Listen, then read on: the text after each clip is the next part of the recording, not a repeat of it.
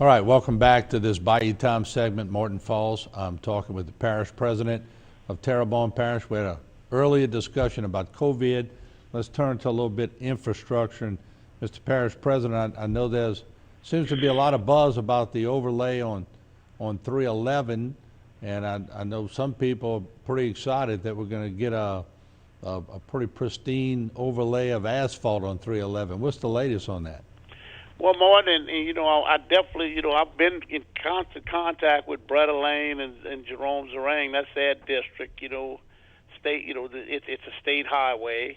And, of course, they finally, I think they got us about $1.3 billion to go ahead and, along with the rest of the delegation, of course, but them two really came in there and got us that money, got the money to go ahead and overlay it, and it's really they've done a nice job, and that's well overdue, and of course Highway 24 they've been overlaying, from Shreva into Terrebonne High. I think they're going to stop somewhere around Terrebonne High. I don't think they're going down Main Street, but we're trying to get them to go all the way down Main because Main needs it also, overlay with asphalt. Now we're back, it seems, to a little more typical summer weather, sporadic rains, but we had a gully washer, I want to say on Saturday. I think we had 2.5 inches here at the station in a short period of time. So just when I say that in the afternoon, it's going to rain 3 inches. But nonetheless, some of the projects, and I know y'all still are proceeding. Has the rain hampered any projects? I noticed by Popeyes, again, y'all got a big drainage project going on that's going to alleviate a lot of water in that little funneled area that always was a problem.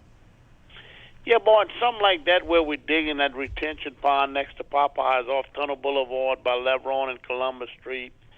We're going to open them culverts up, and that's going to help alleviate it. Now, at the bigger scheme of things, we tying a bunch of culverts in that area all the way back to 311, and it's going to drain, and it's going to pump with 248-inch pumps and relieve that. Lebron and Columbus have been draining that I can remember 40 years. I mean, it's totally unacceptable. That was never done in the past with all the money that's been brought into Terrebonne, but we're getting it now. That's all we can do. And we're actually waiting on a permit for the rest of that construction. We have the monies. Tanner McGee and Jerome and Brett and the rest of the delegation was able to get us $1.4 million for the match money on. Got us $5 million for the construction of that system, and we recently put $1.4 million out of that federal money we got for the match. So that is actually fully funded. All the projects that we discuss are fully funded. Yeah. And so that's going to become a reality. That should be completed in about a year and 2 months' time. Let me ask you, and switching gears a little bit, we've seen local restaurants, and for full transparency, you have part of the Copeland's restaurant, but we've seen restaurants trying to get, and I've seen it widespread, just trying to get the labor force back up. Some have been more successful than others because they're being paid to stay home. What's your opinion on that as the parish president, and when do you think that the workforces, I don't want to use the word force, but if you're getting a pretty good paycheck to stay home, you're not getting in the market, but do you see that changing anytime soon? Well, Martin, as you know, the legislature on July 31st, the federal money expired as per an act of state legislation.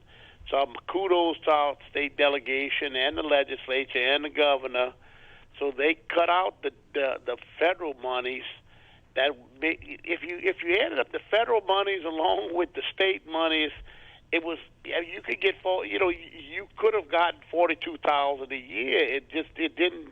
It didn't pay for you to go to work if you're making as much money as you make in a regular job. So with that expiring, I believe a lot of I think more people will be looking for jobs, and I believe that's what will help spur the job market.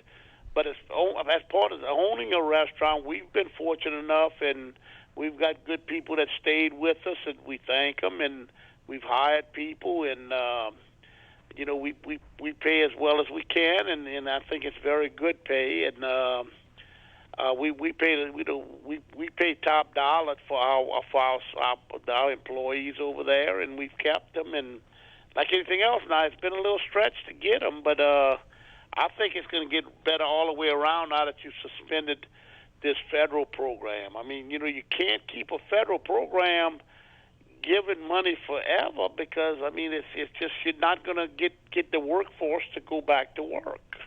Yeah, no doubt about it. We appreciate you joining us, and we thank you for joining us. And I hope, because we talked about the rain, we didn't jinx ourselves and we're going to get a gully washer. But I appreciate you joining us today, and keep up the great work. And I'm sure we'll be in touch with you tomorrow and other days to get more reports. Yeah, Martin, and all our pump stations, all 204 pumps and 115 pump stations are ready for any rains coming. They're all operable.